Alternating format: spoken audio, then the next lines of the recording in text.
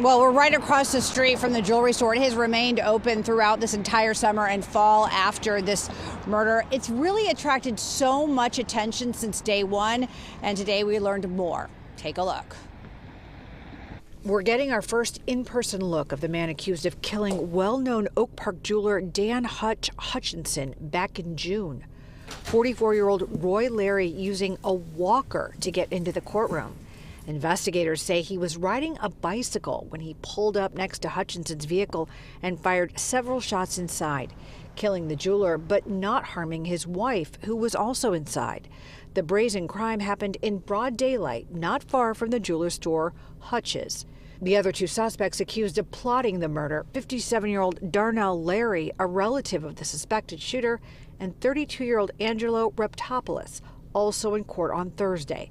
Raptopoulos' attorney arguing his client deserves a reasonable bond, saying the case against him is, quote, extremely weak. They have somebody who for three and a half hours was threatened, cajoled, was deprived of food, deprived of sleep, and the statements he made at the end of the statement was, I'm lying 7 times. But the prosecution disagreed. Raptopoulos was quite a moving force in this case.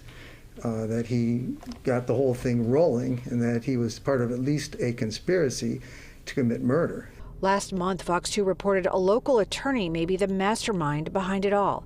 While sources say he is a person of interest, we are not naming him because he has not been formally charged.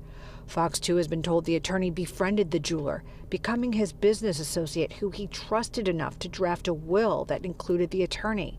Meanwhile, in court on Thursday, the judge set Raptopoulos' bond at $1 million cash with a GPS tether. Bond was not discussed for the other two suspects, nor was the motive. All three of them will be back in court on November 15th. Now, Raptopoulos was not arrested until a couple months after the murder, as well as the third suspect. We did learn today that Raptopoulos was actually detained at the airport. That's where he was arrested.